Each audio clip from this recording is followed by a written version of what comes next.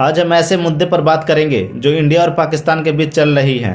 Operation सिंदूर और उसके cease fire के बीच में सबसे ज्यादा इग्नोर किया गया। जब दुनिया ऑपरेशन सिंदूर के रिजल्ट का इंतजार कर रही थी, तब 3 देश अपना रुख दिखा रहे थे, अमेरिका, चाइना और टर्की। नमस्कार, मैं मनीष आपका स्वागत करता हूं फैक्ट्स मनीष नंबर 1 चैनल पे।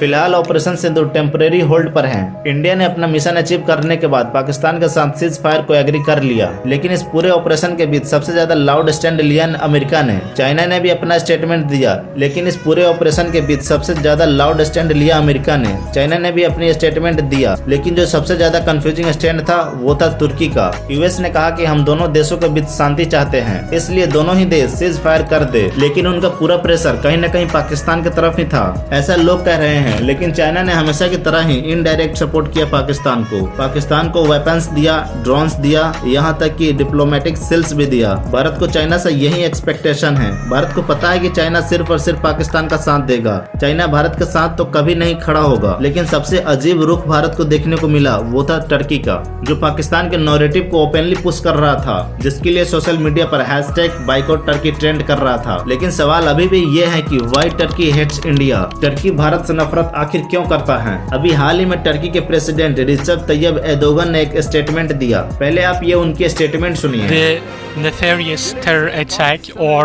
with the missile attack against Pakistan we had a very clear stance. We expressed our support to the Pakistani public. अब आसान भाषा में समझे तो इन्होंने कहा कि कुख्यात आतंकवादी हमला पाकिस्तान के खिलाफ मिसाइल हमला, हमारा रुख बिल्कुल स्पष्ट है। टर्की भारत के खिलाफ पाकिस्तान के साथ खड़ा है और खड़ा रहेगा, चाहे इसका परिणाम कुछ भी हो। कोई भी आर्थिक नुकसान टर्की को मुसलमान भाई पाकिस्तान के खिलाफ खड़ा होने से नहीं रोक पाएगा। यह एक क्लियर एंटी स्टेटमेंट है और टर्की ने ऐसा पहली बार नहीं किया भारत के साथ। टर्की इससे पहले भी भारत के साथ इसी तरीके से मैं कहूँ दगाबाजी कर चुका है। लेकिन सबसे शॉकिंग बात आपको पता है क्या है? टर्की ने भारत को खुद दुश्मन बनाया। भारत ने हमेशा से टर्की का साथ दिया है, टर्की को सपोर्ट किया है। भारत टर्की का सबसे बड़ा ह्यूमैनिटेरियन पार्टनर रहा है। फिर चाहे अब 2023 के टर्की अर्थक्वेक की बात करें, जहां पर इंडिया ने ऑपरेशन दोस्त को लॉन्च किया, जहां पर इंडिया ने आर्मी, डॉक्टर्स, एनडीआरएफ की टीम्स और रिलीफ सप्लाई भेजे टर्की में। टर्की के लोगों ने ओपनली इंडियन आर्मी को प्रेस किया और उन्होंने कहा कि इंडियन आर्मी ने हमारे लिए बहुत अच्छा काम किया है। 2019 में भी जब कोविड पेंडेमिक चल रहा था, तब टर्की को भारत की तरफ से सप्लाई चेन्स भेजे गए। इसके अलावा मेडिसिन का भी सपोर्ट भारत ने पूरी तरीके से किया टर्की को। लेकिन उसके बदले में टर्की ने भारत को क्या दिया? लेकिन टर्की हमेशा से इस तरीके का नहीं था। टर्की ने हमेशा से भारत के खिलाफ नहीं बोला। 1947 से 2000 तक भारत और टर्की के बीच में काफी अच्छे रिश्ते थे। टर्की ने भारत को हमेशा इज्जत दी, तो वहीं इंडिया ने भी हमेशा टर्की को इज्जत दी। दोनों ही देश सेकुलरिज्म और डेमोक्रेसी को मानते थे, लेकिन बदलाव आया 2002 के बाद से।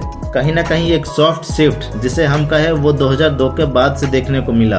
जो एर्दोगन की पार्टी AKP टर्की में पावर में आई और उन्होंने सेकुलरिज्म नहीं बल्कि पॉलिटिकल इस्लाम को प्रमोट करना शुरू कर दिया। पॉलिटिकल इस्लाम को 2019 वो टर्निंग पॉइंट था जब इंडिया ने धारा 370 कश्मीर से हटाया। तब टर्की ने खुलकर भारत का साथ नहीं दिया बल्कि पाकिस्तान का साथ देना शुरू कर दिया। टर्की ने कहा, Kashmir is our concern, we stand by our brothers in Kashmir who are under operation. ये बयान UN लेवल पर भी रिपोर्ट हो चुका है। यहाँ तक कि टर्की ने OIC organisation of Islamic corporation में भी पाकिस्तान के साथ मिलकर भारत के खिलाफ रेजोल्यूशन सपोर्ट किया।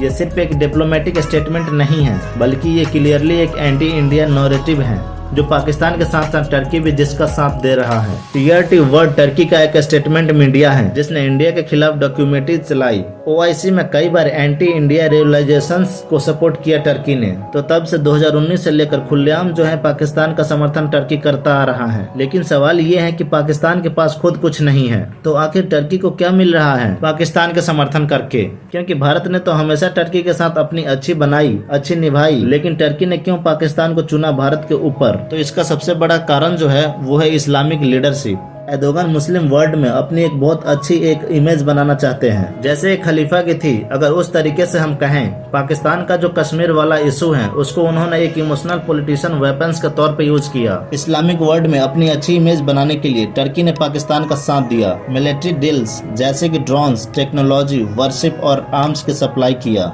हालांकि भारत कभी टर्की का बुरा नहीं चाहा, लेकिन आज टर्की खुद भारत को अपना दुश्मन बना लिया है, बिना किसी वजह से, सिर्फ और सिर्फ इस्लामिक वर्ल्ड में अपनी एक अच्छी इमेज बनाने के लिए और एक फेक नैरेटिव को अपनाने के लिए। आखिर में मैं यही कहूँगा कि ये नया भारत है, ये दुनिया से नहीं डरने वाला, यह मजबूत और सख्त भारत है। इसी के साथ धन्यवाद। जय हिंद, जय भारत।